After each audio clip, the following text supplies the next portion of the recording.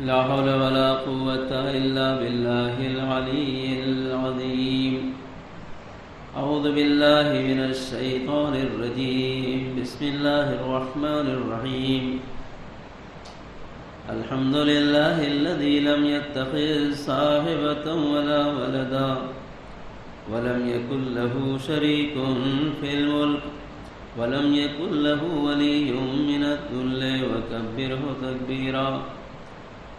والصلاة والسلام والتحية والإكرام على رسول الأنام النبي الأمجد المصطفى الأحمد أبي القاسم محمد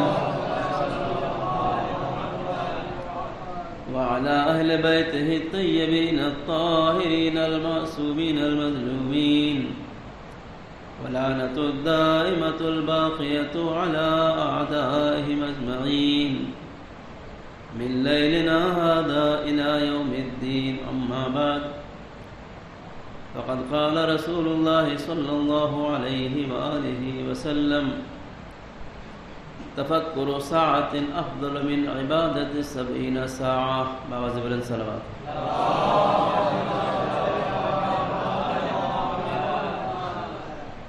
عزیزان گرامی قدر، کل کے لیے سب سے پہلے معذرت کہ وہ وقت سے نہیں آ سکے. انشاءاللہ آج سے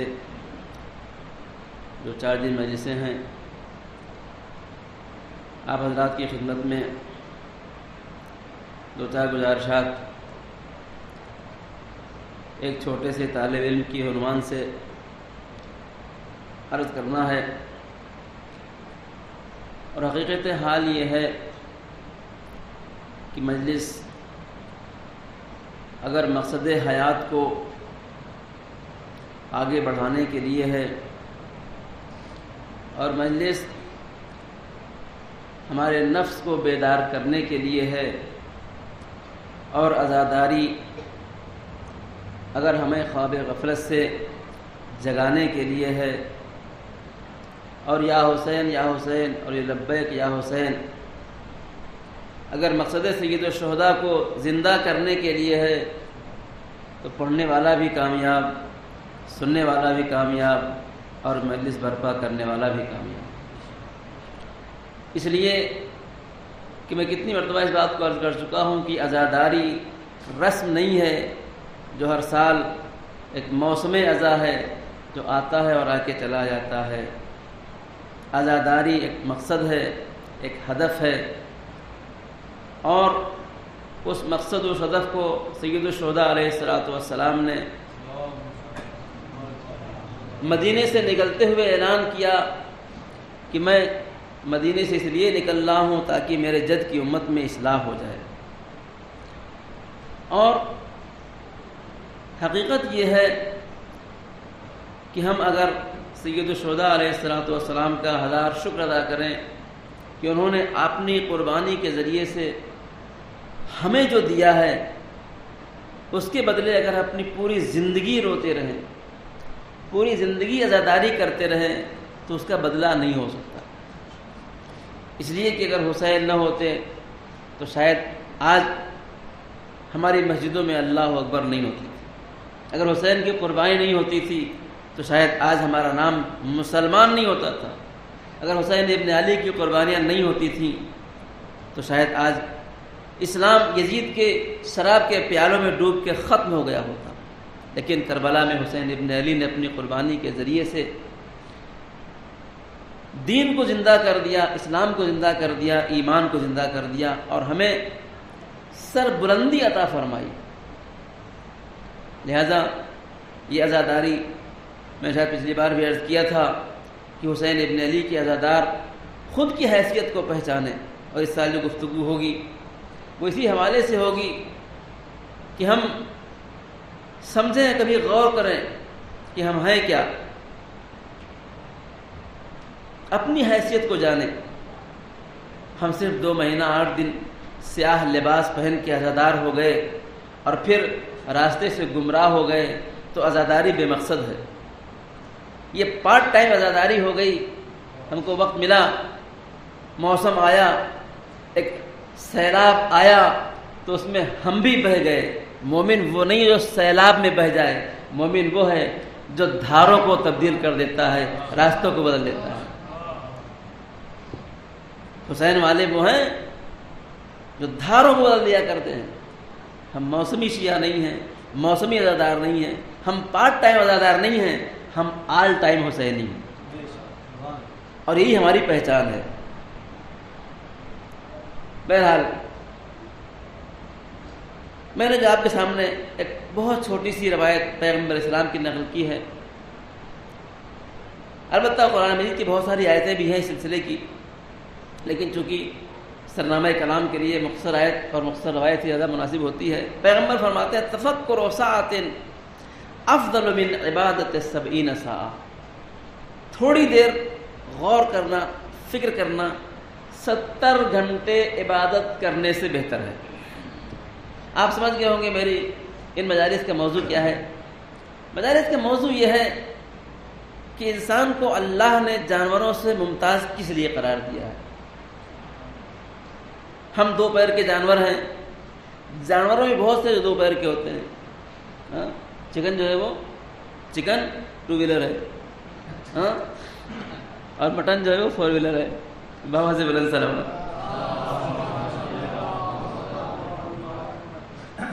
تو جانور جو ہے وہ ان میں ہم میں امتیاز کیا ہے؟ کھانے پینے کا امتیاز نہیں ہے، وہ بھی کھاتے ہیں ہم بھی کھاتے ہیں، وہ بھی پیتے ہیں ہم بھی، ان کو بھی شدت پیاس کا احساس ہوتا ہے، ہم کو بھی بھوک کا احساس ہوتا ہے، ان کی بھی زندگی کی ضروریات ہم پہ بھی۔ انسان میں اور دوسرے جانوروں میں جو فرق ہے وہ اس جب بعض جانور بولتے بھی ہیں، طوطے کو سکھا دی طوطا بولتا ہے کہ نہیں؟ بعض جانور جو ناطق بھی ہو جاتا ہے، بولتا بھی ہے۔ جو فرق ہے دوسرے جانور سے ہم انسانوں میں 2 پیر کے جانور میں، وہ فرق کیا ہے؟ وہ فرق انسان کی قوت تصور ہے، فکر کی قوت جو ہے، وہ سوچنے کی جو صلاحیت ہے، وہ انسان کو دوسرے جانوروں سے ممتاز کرتی ہے۔ اور کبھی بیٹھ کے سوچئے وہ کیا ہے؟ انسان سوچتا کیسے ہے؟ انسان سوچتا ہے اپنی عقل کے ذریعے سے، اور یہی عقل انسان کے پاس اتنی بڑی نعمت ہے کہ اگر اس انسان سے اس عقل کو مائنس کر دیا جائے تو یہ انسان بیچارہ کہیں کا نہیں رہتا، نہ جانوروں میں جا سکتا نہ انسانوں میں رہ سکتا ہے۔ ہاں، عقل نہیں ہو، دیکھیے جو لوگ، اللہ سب کو محفوظ رکھے، جو لوگ ذہنی طور کے اوپر بگڑے ہوئے ہوتے ہیں، دیوانے ہوتے ہیں، اسے انسانوں کی انجمن میں جگہ نہیں ملتی کہ وہ اس کے پاس عقل نہیں ہے۔ ایسا نہیں کہ جا کے طویلے میں رہتا ہو، وہ جانوروں میں نہیں جاتا اس لیے کہ وہ جانور نہیں ہے۔ تو عقل ایک ایسی چیز ہے جس کی بنیاد کے اوپر اللہ تعالیٰ نے ہم کو تمام دنیا میں ممتاز قرار دیا ہے اور اشرف مخلوقات بنایا ہے۔ دنیا کی زمین اور آسمان کو بنایا، اللہ نے کبھی اپنی تعریف نہیں کی۔ چاند و ستاروں کو تخلیق کیا، اللہ نے کبھی اپنا قصیدہ نہیں پڑھا۔ اس دنیا میں پہاڑ کو، سبزے کو نہیں معلوم کیا کیا بنایا، جا کے دیکھ لیجیے آپ، اس کیا کہتے ہیں، بہت سے چینلز ہیں، ٹھیک ہے نا، جا کے دیکھیے اس میں کیا کیا چیزیں دکھاتے ہیں، نہیں معلوم اللہ نے کیا کیا خلق کیا۔ ان تمام چیزوں کی تخلیق کے بعد کبھی بھی اللہ نے اپنا قصیدہ نہیں پڑھا، لیکن قرآن مجید سورہ مومنون پڑھیے، جب اللہ انسان کی منزل تخلیق کو ذکر کرتا ہے، آخر میں فرماتا انسان کو بنا لینے کے بعد کہتا ہے فتبارک اللہ احسن الخالقین، بہت بابرکت ہو جس نے انسان کو پیدا کر دیا۔ تو انسان وہ ہے جس کو پیدا کر کے اللہ بھی اپنا قصیدہ پڑھ رہا ہے۔ کیوں؟ اس لیے کہ اللہ نے انسان کو عقل کی نعمت دی ہے جس سے سوچنے، سمجھنے اور فیصلے کرنے کی صلاحیتیں پیدا ہوتی ہیں۔ اے عزیز یاد رکھیے، اللہ نے اگر ہم کو سوچنے اور سمجھنے کی صلاحیت دی ہے تو اس کو ہم کس طرح استفادہ کرتے ہیں؟ یہیں سے بات شروع ہوتی ہے کہ کون ہے جو نہیں سوچتا، کون ہے جو سوچتا نہیں؟ ہر انسان سوچتا ہے، لیکن سوچتا کیا؟ انشاءاللہ ان مجلسوں میں ہم اسی بات کی کوشش کریں گے کہ ہم اپنی فکروں کو صحیح کریں۔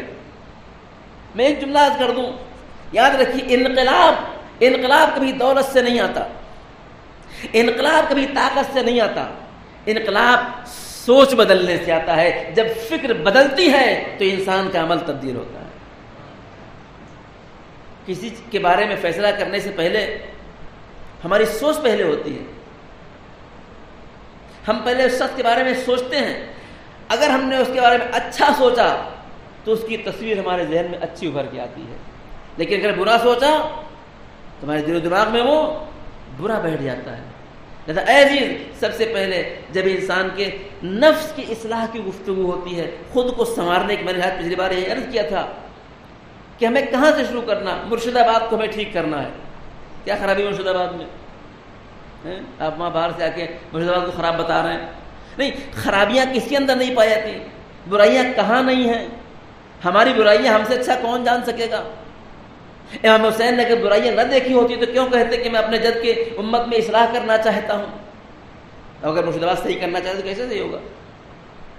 ڈاکٹر علی شریعتی کا اسٹیٹمنٹ آپ نے شاید پچھلی بار سنا ہوگا۔ ڈاکٹر علی شریعتی کہتے ہیں کہ میں جب چھوٹا تھا تو میں نے سوچا کہ میں اپنے پورے ملک کو صحیح کر دوں گا، لیکن یہ سوچ ہے، اسی کو کہتے ہیں سوچ۔ ہمارا بچہ کبھی بیٹھ کے سوچتا ہے کہ اپنے ہم مرشد آباد میں اصلاح پیدا کریں گے؟ بچوں کی سب سے اہم چیز یہ ہے کہ ہمارے پاس ابھی جب ہمارا یہ اقرا کوچنگ کا جب نئی سسٹم شروع کیا یہاں کے اوپر، ٹیچرز کو ہم نے میٹنگ کی، ہم نے ٹیچرز کو سب سے پہلی بات یہی کہی کہ بچوں کی فکر کو ڈیولپ کریے، سوچ بڑھے۔ ایک بچہ جو اسکول جاتا ہے وہ آگے بڑھ کے کیا بننا چاہتا ہے، اس کی سوچ میں بہت ہائی کلاس کیا ہوا، ٹیچر نہیں، اس کو بولیے ہمیں I S P C S بننا ہے، ہمیں ملک کا پردھان منتری بننا ہے۔ استاد نے شاگرد سے پوچھا کہ میاں آپ کیا بننا چاہتے ہیں؟ شاگرد نے کہا قبلہ ہم آپ جیسا بننا چاہتے ہیں۔ کہا ہمیں ایسا بننا چاہتے ہو کہیں نہیں پہنچو گے، ہم امام صادق بننا چاہتے تو یہاں پہنچے ہیں۔ انسان کو ٹارگٹ بڑا ہونا چاہیے، جب فکر ڈیولپ ہوگی، انسان کا ٹارگٹ بڑا ہوگا تو انسان ترقی کرے گا۔ قوم کی ترقی کے لیے سب سے بڑا مسئلہ کیا ہے؟ سب سے بڑا مسئلہ فکری تبدیلی ہے۔ ہم نے اپنی ٹیچر سے کہا ان بچوں کے ذہن میں ڈالیے کہ تمہیں بہت آگے جانا ہے، سائنٹسٹ بننا ہے، چاند پہ جانا ہے۔ جب فکر انسان کی، ہمارا بچہ اس نے پائلٹ کا کورس کیا، بہت سے لوگ ملے کہنے لگے مولانا ہمارے بچے تو سوچتے بھی نہیں ہم پائلٹ بنیں گے۔ تو کیا ہے؟ سب سے اہم چیز سوچ ہے۔ ڈاکٹر علی شریعتی کہتے ہیں جب میں چھوٹا تھا تو میں نے سوچا کہ میں اپنے پورے ملک کو صحیح کر دوں گا، لیکن جب تھوڑا بڑا ہوا تو مجھے احساس ہوا یار پورے ملک کو تو صحیح نہیں کر سکتے، ہم اپنے اسٹیٹ کو صحیح کر دیں۔ جب اور بڑے ہوئے تو دیکھا اسٹیٹ بڑا خطرناک ہے بھائی، بہت سے لوگ اس میں ایک سے ایک ہیں، ہم اپنے پورے اسٹیٹ کو صحیح نہیں کر سکتے، ہم اپنے پورے شہر کو صحیح کر دیں گے۔ جب اور بڑے ہوئے تو ہمیں احساس یہ ہوا کہ نہیں، ہمارا شہر بھی بہت مشکل ہے صحیح کرنا، ایک سے ایک لوگ اسے پائے جاتے ہیں، ہم اپنے محلے کو ٹھیک کر دیں گے۔ پھر جب اور بڑے ہوئے دیکھا کہ محلے والے بھی ہمارے قابو میں نہیں ہیں، اور اپنے خاندان والوں کو ٹھیک کر دیں گے۔ کہ جب ہم شعور کی منزلوں پہ آئے تو معلوم یہ ہوا کہ اگر صحیح ہونا ہے تو پہلے خود کو صحیح کریے، اپنے خود کو صحیح کر لیا تو شاید کچھ آگے ہو سکتا ہے۔ باواز بلند صلوات۔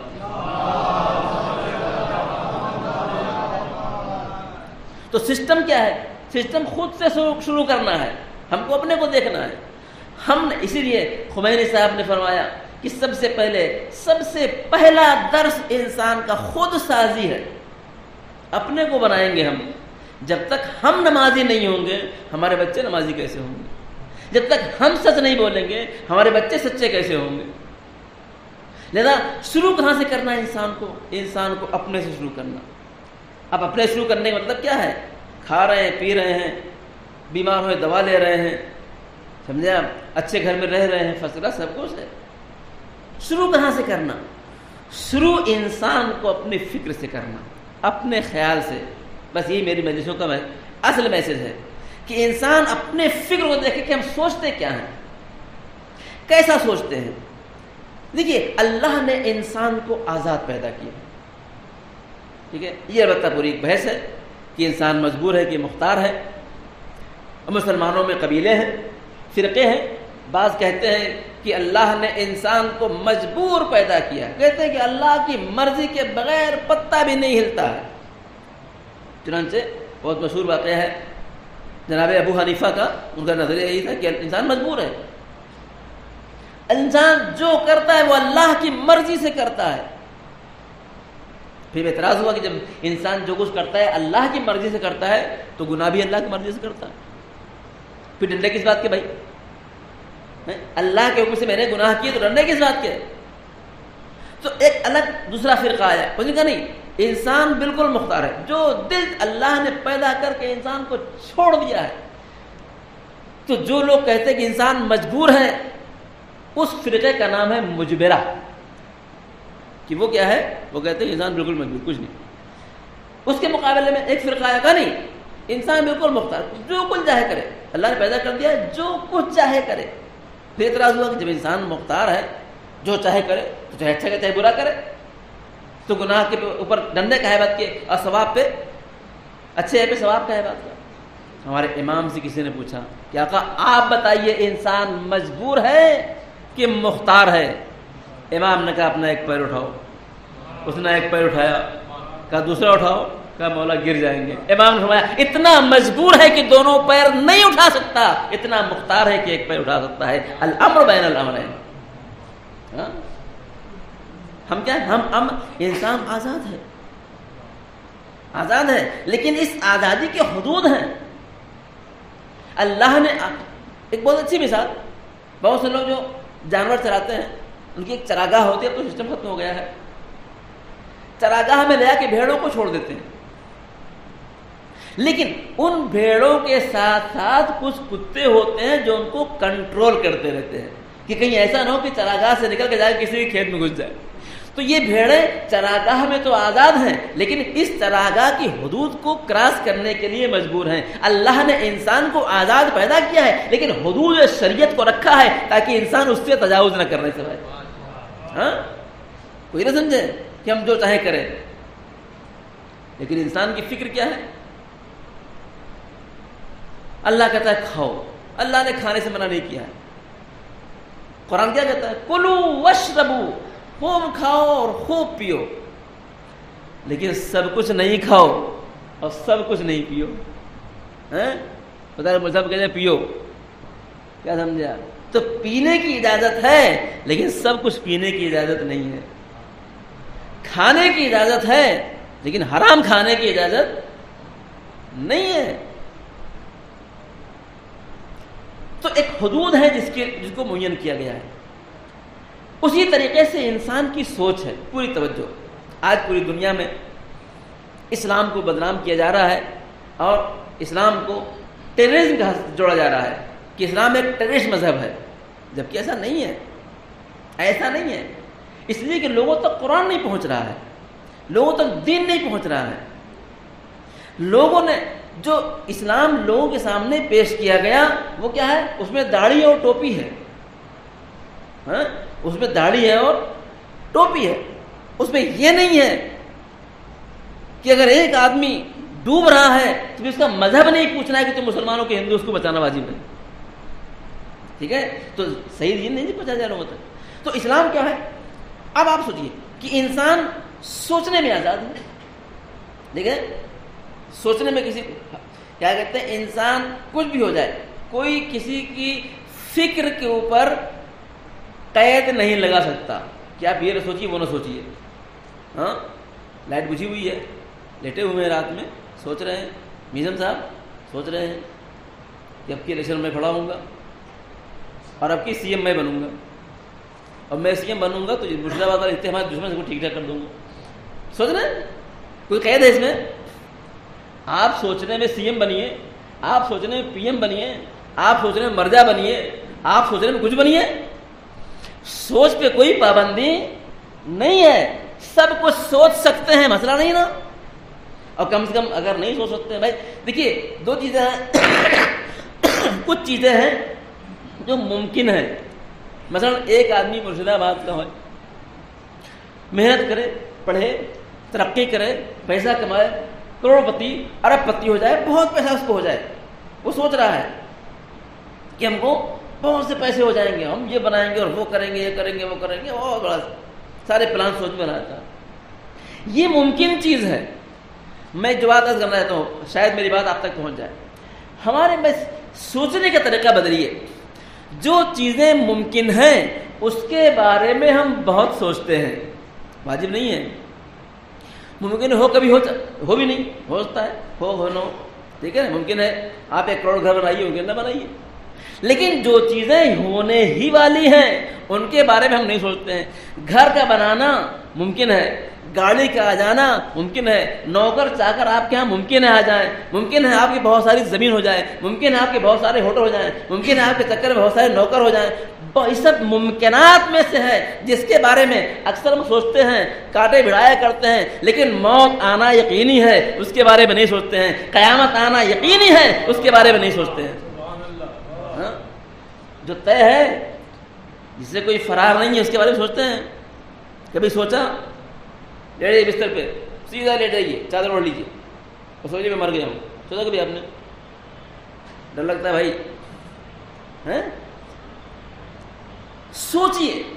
یہاں سے آپ اس مجلس کے فائدے اس وقت ہوں گے جب ہماری سوچ بدلے گی. سوچتے ہیں, کب سوچتے ہیں؟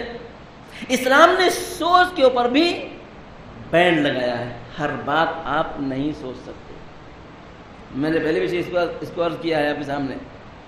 لائٹ بجھی ہوئی ہے, لیٹے ہیں, سونے سے پہلے تھوڑا سا آدمی سوچتا ہے. کبھی سوچیے کہ ہم سوچتے کیا ہیں. ہاں, کبھی دیکھیے کہ ہم سوچتے کیا ہیں. تحلیل کریے. آپ سوچ رہے ہیں ہمارے پڑوس میں گاڑی نہیں لے کے آئے, وہ 8 لاکھ کی گاڑی, 10 لاکھ کی گاڑی کہاں سے لائے؟ لگتا ہے کہیں 2 نمبر کام ہے. کہیں سے کچھ 2 نمبر چکر چل رہا ہے کیا, اور گاڑی 10 لاکھ کی آ گئی ہے. ٹھیک ہے, ہمارے پڑوسی میں فلاں کے یہاں گھر میں جوان لڑکی ہے اور فلاں کا آنا جانا ہے, اس کا مطلب کچھ چکر ہے. اسلام کہتا ہے آپ کو حق نہیں ہے کسی کے بارے میں غلط سوچنے کا.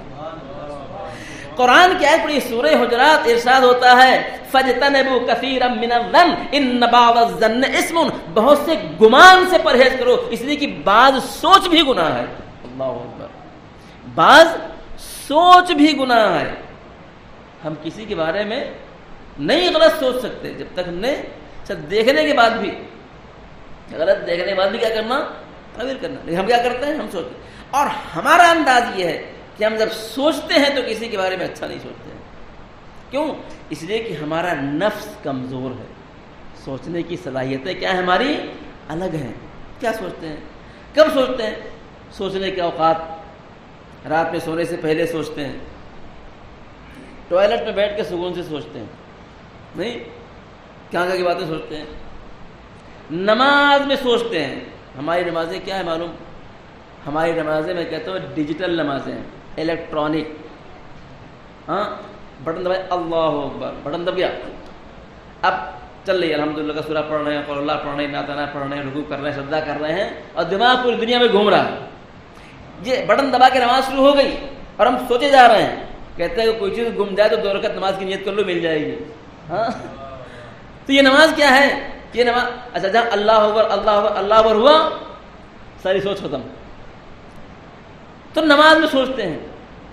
ہمیں اپنی فکر کو دھیان, پوری توجہ, فکر کو ہمیں کنٹرول کرنا ہے. جب انسان اپنی فکر کو کنٹرول کرے گا, پوری توجہ, تب جا کے اس کے نفس کی اصلاح کا پہلا مرحلہ طے ہوگا. ہم جب غلط سوچنا, اس لیے کہ عمل سے پہلے عطا کر خیال کو قوت, خیال ہی میں جو بگڑا وہ پھر کبھی نہ بنا. اگر ہم نے خیال کو صحیح کر لیا, فکر کو صحیح کر لیا, تو کل کو انشاءاللہ عمل. اسی لیے کہا گیا ہے کہ کبھی گناہ کو سوچیے بھی نہیں, اس لیے کہ گناہ کا سوچنا عمل کرنے کا مقدمہ ہو جاتا ہے. اللہ اکبر.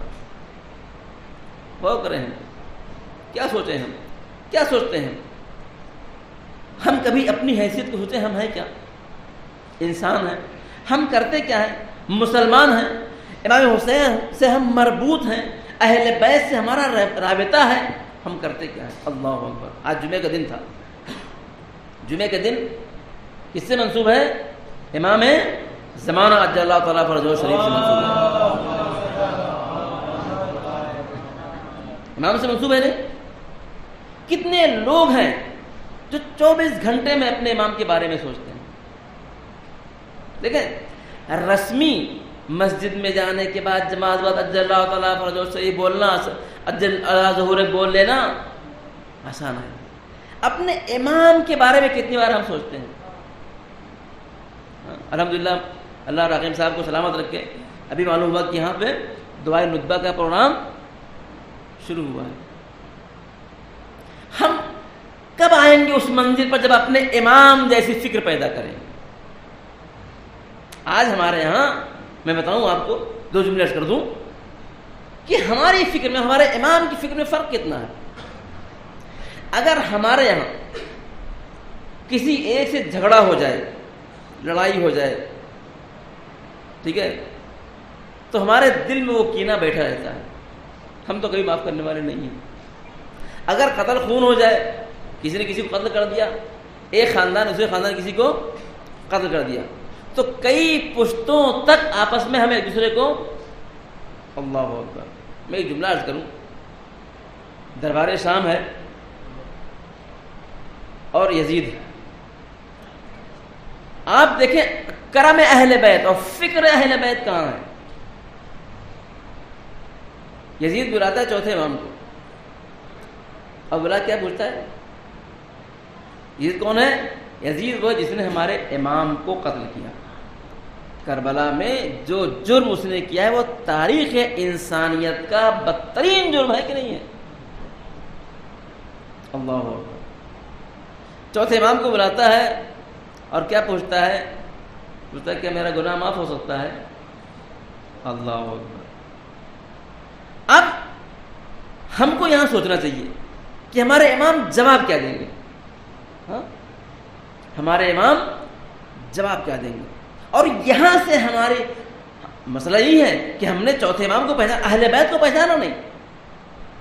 اس نے پوچھا کیا ہمارا گناہ معاف ہو سکتا ہے؟ اہل بیت کا کرم دیکھیے بھائی، وہ اللہ جانتا ہے کیا ہونا ہے اس کا. ٹھیک ہے، امام حسین کا قاتل، اہل بیت کو لوٹنے والا، سمجھے آپ، ان کو پیاسا رکھنے والا، ان کے اہل بیت، وہ جو کچھ کیا وہ ٹھیک ہے، لیکن جواب اہل بیت کیا ہے؟ اس نے پوچھا کیا میرا گناہ معاف ہو سکتا ہے؟ امام نے کیا فرمایا؟ ہاں معاف ہو سکتا ہے. اللہ اکبر. اسے کہتے ہیں آل محمد کا کرم کہ اپنے باپ کے قاتل کو بھی مایوس نہیں ہونے دیتے ہیں. ہاں معاف ہو سکتا ہے. ہم کیا کرتے ہیں؟ جس سے ہماری لڑائی ہو جائے نا، وہ اگر سونے کا ہیرے کا بھی ہو جائے، اس کے بارے میں اچھا ہم سوچتے ہی نہیں. اپنی سوچ کو بدلیے.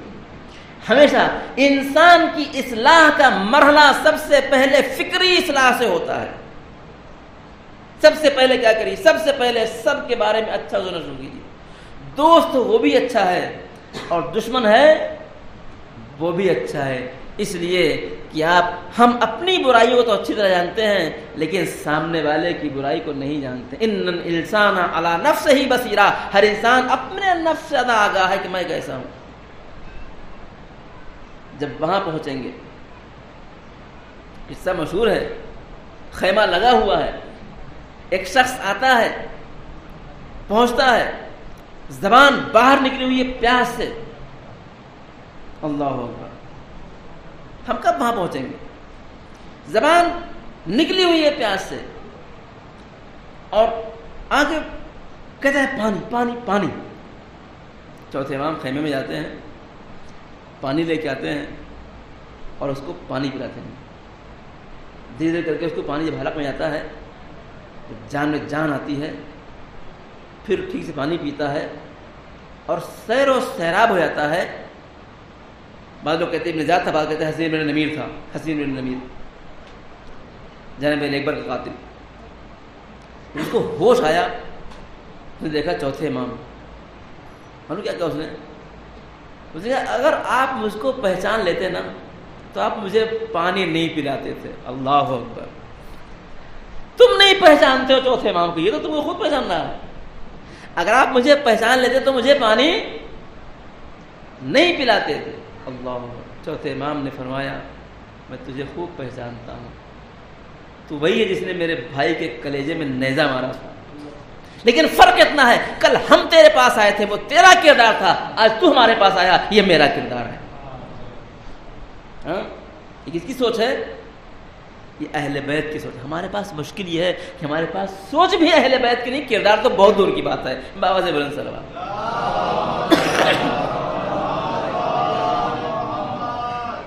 کردار تو بہت دور کی بات ہے. سوچ بدلیے. کس کی سوچ؟ آل محمد کی سوچ کی. ان سے ہم نماز پڑھتے ہیں نا، بقرعید میں نماز پڑھی 9 مرتبہ، اللہم اہل الکبریاء والعظمہ، اللہم ادخلنی فی کل خیر ادخلت فی محمد وآل محمد. پڑھنے والے ہر اس نیکی میں داخل فرما جس میں آل محمد داخل ہیں. خدا کی آل محمد کی شخصیت وہ ہے جہاں خیر کے علاوہ کچھ بھی نہیں ہے. خیر کے علاوہ کچھ بھی نہیں ہے. ان سے جب بھی صادر ہوتا ہے صرف اور صرف خیر صادر ہوتا ہے کہ نہیں ہے؟ ہم ان کی فکر کیا پیدا کریں گے؟ ہمارے سوچنے میں اور اہل بیت کے سوچنے میں کتنا فرق ہے. وہ دشمن کے ساتھ بھی نیکی کر رہے ہیں، ہم دوستوں بھی ٹانگ کھینچنے کو تیار ہیں. یاد رکھیے نعرے لگانا بڑا ہی آسان ہے. میں نے عرض کیا پچھلی مرتبہ، نعرے لگانا بہت آسان ہے لیکن نعرے کا بھرم رکھنا بہت مشکل ہے. لبیک یا حسین تو ٹھیک ہے. ہمارے استاد بہت سی بات کہتے ہیں ہمارے لبیک یا حسین کا مسئلہ معلوم کیسا ہے؟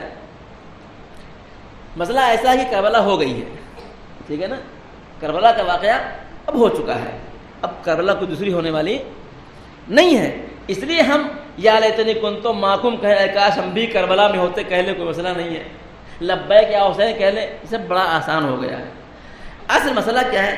کہہ لیں گے کہ ایک صاحب ہیں، ہمارے دوست ہیں،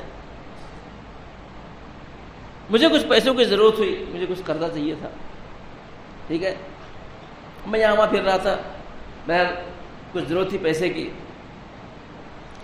میری ضرورت پوری ہو گئی. جب میری ضرورت پوری ہو گئی تو ان کی ملاقات ہوئی اور میں نے بتایا میری یہ پریشانی تھی، مجھے پیسے کی ضرورت. ارے آپ مجھ سے کیوں نہیں بتایا آپ نے؟ اب ان کو پتہ لگا کہ میری ضرورت پوری ہو چکی ہے تو کہہ رہے ہیں مجھے کیوں نہیں بتایا.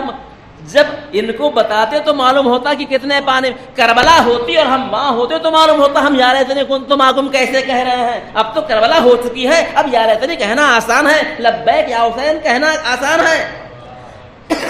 لیکن ایسا نہیں ہے کہ کربلا ختم ہو گئی. ابھی بھی حسین ابن علی علیہ السلام کی حل من ناصر کی آواز پوری دنیا میں قیامت تک گونج رہی ہے. کوئی یہ نہ سمجھے کہ کربلا میں اب تو شہید ہونا نہیں ہے، کربلا کی پیاس تو برداشت کرنا نہیں ہے، اب تو کربلا ختم ہو گئی ہے، ہم یا لبیک یا حسین کہہ لیں گے. نہیں، آج بھی اگر نماز ادا نہیں کر رہے ہیں، دین کی پابندی نہیں کر رہے ہیں تو پھر لبیک یا حسین کا کوئی فائدہ نہیں.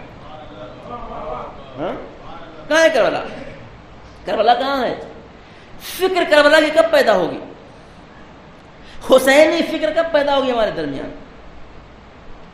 علی ابن مہدیار 35 سال حج کرنے کے لیے گئے اور سب کو پتا ہے کہ جب حج کا زمانہ آتا ہے تو میدان عرفہ میں مہمانہ آتے ہیں. ایک مرتبہ ملاقات ہوئی کس سے؟ ہمارے امام سے. جا کے پیروں پکڑ لیا، آقا کہاں ہے، کب سے ڈھونڈ رہے ہیں آپ کو، 35 سال سے تلاش کر رہا ہوں. علی ابن مہدیار سے امام کا بیٹھو تھوڑا سا سکون ہو. کہنے لگا آقا ہم ڈھونڈ رہے ہیں آپ کو، ہر سال آتے ہیں ملتے نہیں ہیں آپ. امام نے کہا کہ تمہیں نہیں پتا میں کہاں ہوں لیکن مجھے تو پتا ہے تم کہاں ہو. اللہ اکبر. ہاں، تمہیں نہیں پتا میں کہاں ہوں لیکن مجھے تو پتا ہے تم کہاں ہو. بہت بڑی بات ہے. آج جمعہ کا دن امام زمانہ کا سے منسوب ہے. ہم کتنی بار اپنے امام کو سوچتے ہیں. ہمارے استاد نے بہت اچھی بات کہی، کہنے لگے حقیقت یہ ہے کہ امام زمانہ بہت مظلوم ہے اور امام حسین سے بھی زیادہ مظلوم امام زمانہ ہے. اس لیے کہ حسین کے پاس عباس ہیں، امام زمانہ کے پاس کون سے عباس ہیں؟ حسین کے پاس علی اکبر ہیں، امام زمانہ کے پاس کون سے علی اکبر ہیں؟ ان کے پاس کیا ہے؟ ہم لوگ ہیں. ہم لوگ کون ہیں؟ ہم لوگ کون ہیں؟ گناہ کرنے والے. ہم لوگ امام کو بلانے والے اور فراڈ کرنے والے. 2 جملے سن لی. علی ابن مہدیار سے کہا بیٹھو کہ علی ابن مہدیار تم کو نہیں پتا میں کہاں ہوں لیکن مجھے تو پتا ہے کہ تم کہاں ہو اور یاد رکھیے بہت اچھی بات ہے، میں اپنے جتنے لوگ یہاں پہ حاضر ہیں ان سب سے گزارش کرتا ہوں کہ دعائے ندبہ میں شریک ہوئیے۔ ہمارے استاد فرماتے ہیں یہ یقینی ہے جہاں دعائے ندبہ ہوتی ہے وہاں امام ہمارے ضرور آتے ہیں۔ یاد رکھیے علاقے کی آبادی میں ان چیزوں کا بہت بڑا شیئر ہوتا ہے، نوجوانوں کی ترقی میں ان چیزوں کا بہت بڑا اثر ہوتا ہے۔ ہمارے اس مرشد آباد میں امام زمانہ کا آنا جانا ہے کہ نہیں ہے؟ اگر ان کا آنا جانا ہوگا تو ہماری قوم ترقی کرے گی۔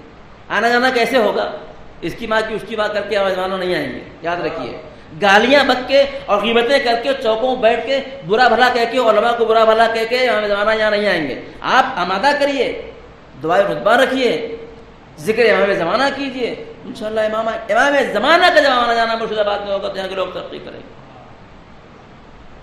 بہت سی بات ہے، اس کو پروموٹ کیجیے آپ، اور ہر جمعے کے دن دعائے ندبہ پڑھیے، ترجمہ پڑھیے اس کا۔ امام فرماتے ہیں علی ابن محض یار مجھے تو پتا ہے تم کون، لیکن میں تم سے ملاقات کرنے نہیں آتا ہوں دو وجہ سے۔ آپ کیا سمجھتے ہیں ہمارے امام زمانہ مجبور ہیں؟ نہیں، ہمارے پاس فکر نہیں ہے۔ امام نے فرمایا پہلی وجہ تو یہ ہے کہ تم گناہ بہت کرتے ہو۔ اللہ اکبر، تم سے مطلب قوم کے لوگ گناہ بہت کرتے ہیں۔ جب وہ گناہ کرتے ہیں تو وہ یہ سوچتے نہیں کہ میرے امام زمانہ بھی کوئی ہے۔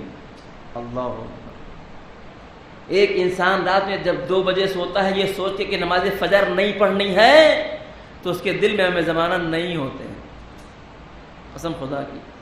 ایک انسان نماز کو قضا کرتا ہے تو اس کے دل میں امام زمانہ ہوتے ہیں، جس دل میں امام زمانہ ہوں گے وہ دل بے نمازی نہیں ہوگا۔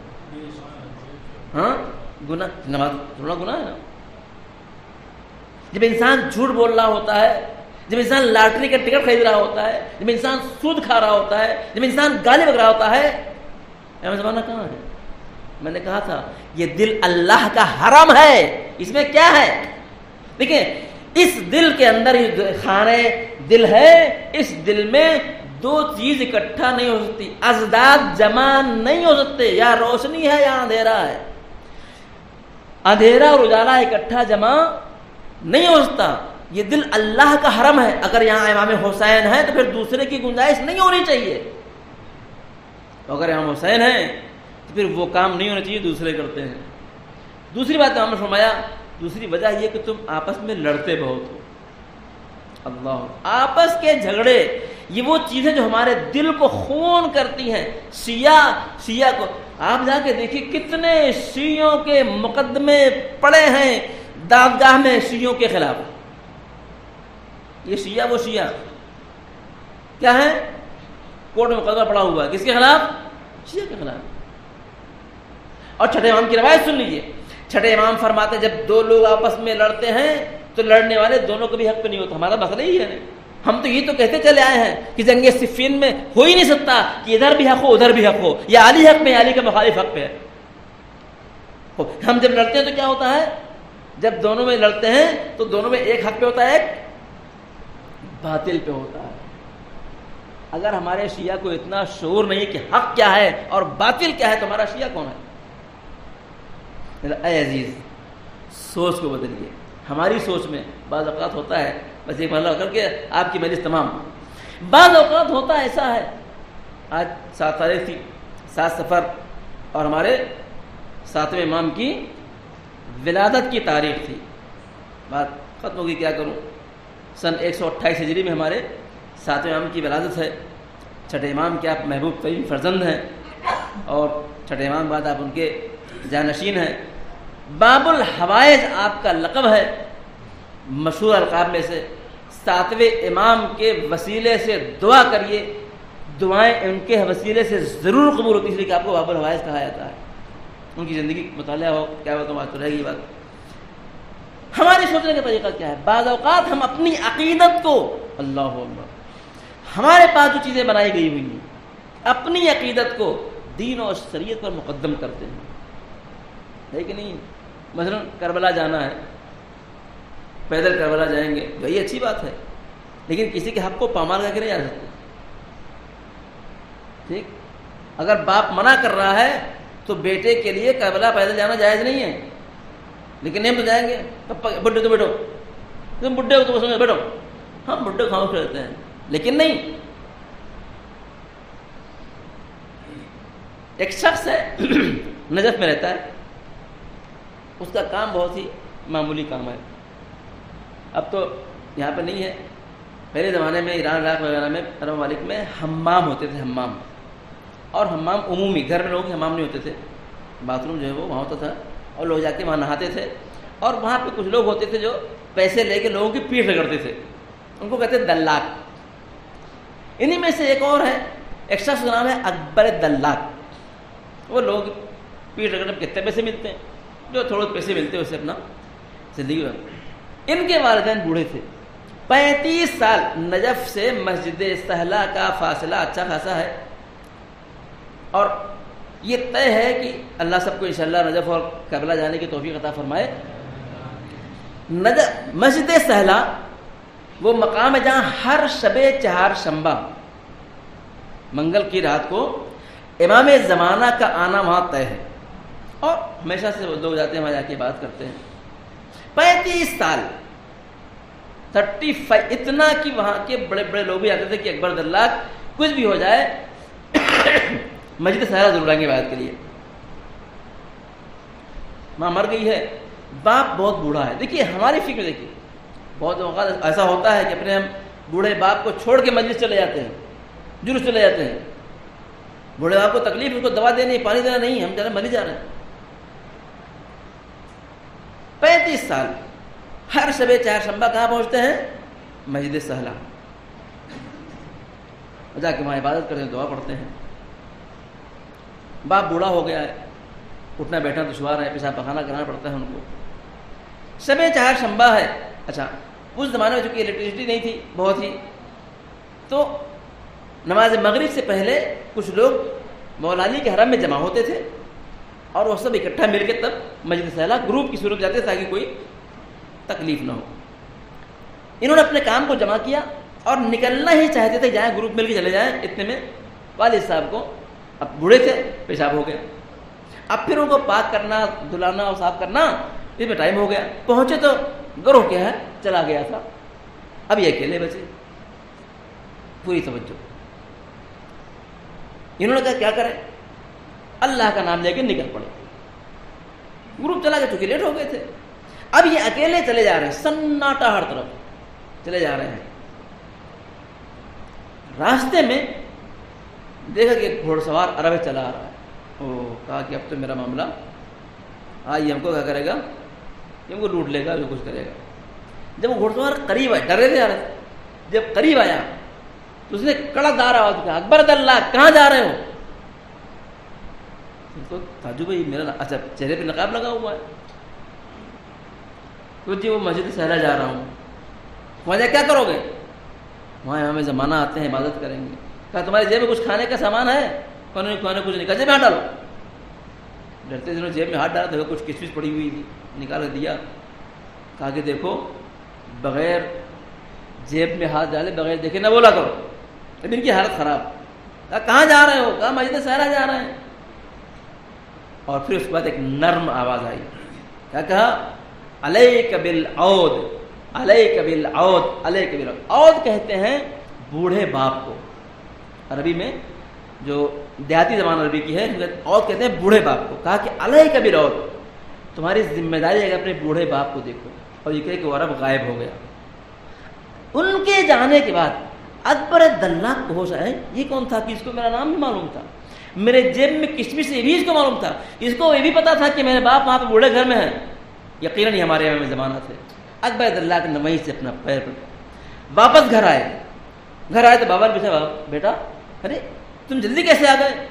جملہ سنیے, جملہ سنیے. اکبر دلاک کہتے ہیں بابا جب تک تم زندہ ہو, تم اس بوڑھے ہو, اس وقت تک میرے لیے مسجد سہلا تمہارے بازو میں ہے. ہاں میری مسجد سہلا یہی ہے. اس لیے کہ میرے امام زمانہ کی فکر یہ ہے کہ تو اپنے باپ کو دیکھو, اس کی خیال کرو. مسجد سہلا آنے کی ضرورت نہیں ہے. فکر امام میں ہمارے فکر میں کتنا فرق ہے.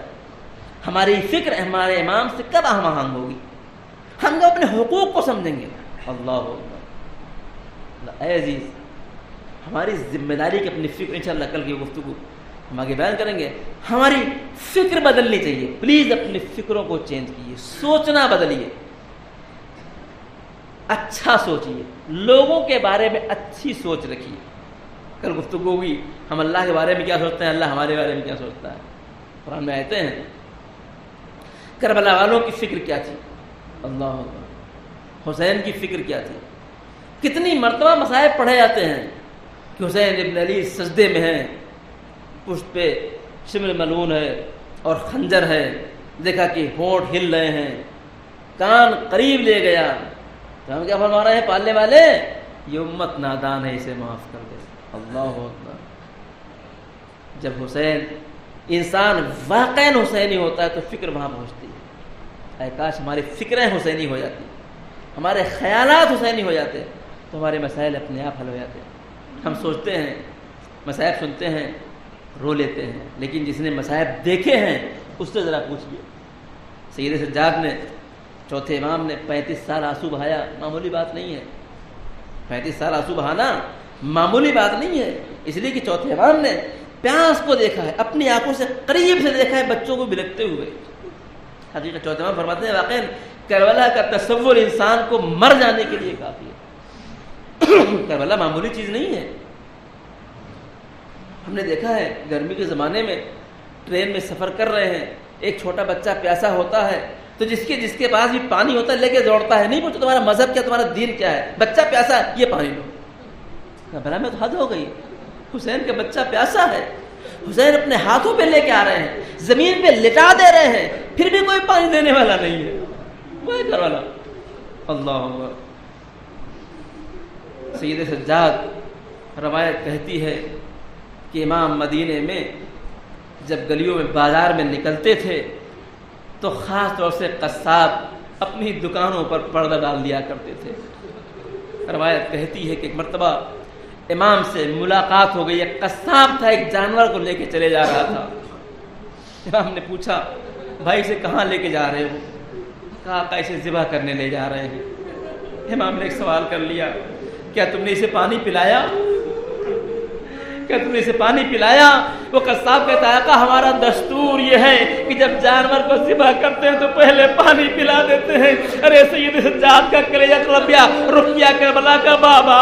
ارے مسلمانوں کا طریقہ یہ ہے کہ جانوروں کو بھی ذبح کرنے سے پہلے پانی پلاتے ہیں، لیکن اے فاطمہ کا لال کربلا میں بھوکا پیاسا ذبح کر دیا گیا، ایک قطرہ آب نصیب نہ ہوا. اجرکم اللہ. سید سجاد نے کتنے آنسو بہائے ہیں، ان سے بڑا عذاب کون ہوگا. 35 سال معمولی بات نہیں ہے، معمولی بات نہیں ہے. اور پھر سید سجاد نے صرف پیاس نہیں دیکھی، صرف بے سر لاشیں نہیں دیکھے. سید سجاد نے جو مصائب دیکھے ہیں وہ تو حسین نے بھی نہیں دیکھے، وہ تو علی اکبر نے بھی نہیں دیکھے، وہ تو سید سجاد نے بھی نہیں، سید عباس نے بھی نہیں دیکھے. اللہ اکبر. جب راوی پوچھتا ہے آقا کب تک روئیں گے، بس آخری جملہ، آقا کب تک روئیں گے، کب تک روئیں گے؟ تو ایک مرتبہ سید سجاد کہتے ہیں ہلال ہلال یوسف کے 11 بیٹے تھے، ایک بیٹا آنکھوں سے اوجھل ہو گیا، اتنا روئے کہ آنکھیں سفید ہو گئی. ارے ایک دوپہر میں میرا تو پورا گھر جڑ گیا. مجھے سننا تھا کہ آنے والا کہتا ہے آقا آقا شہادت تو آپ کے گھر کی میراث ہے. ارے یہ سننا تھا کہ سید سجاد طلب گئے، آواز تم نے انصاف نہ کیا. ارے شہادت ہمارے گھر کی میراث تو ضرور ہے، لیکن یہ کون سی میراث ہے کہ ہمارے گھر کی عورتیں بے مقنع چادر، ارے بے کجاوا اونٹوں پر پھرائی جائے اور میرے ہاتھ میں مہار اور ایک منادی ندا دیتا رہے پہچانو یہ رسول کی بیٹیاں ہیں، یہ رسول زادیاں. ارے شہر بہ شہر، دیار بہ دیار ہمیں اس طرح پلایا گیا. جب بھی خیال آتا ہے ہائے سب سے زیادہ تکلیف شام کے بازاروں میں ہوئی جہاں ہماری عورتوں کی تشہیر. فَسَيَعْلَمُ الَّذِينَ ظَلَمُوا أَيَّ مُنقَلِبٍ يَنقَلِبُونَ أَلَا لَعْنَةُ اللَّهِ. فرض ہے تمام سے ایک مرتبہ سورہ الحمد اور 3 مرتبہ سورہ اخلاص کی تلاوت فرما کر مرحوم بخشی علی ابن مشتاق علی، گلناز بیگم بنت زمان علی بیگ جعفر علی بیگ ابن ایجاد علی کی روح کو ہدیہ فرما دیں۔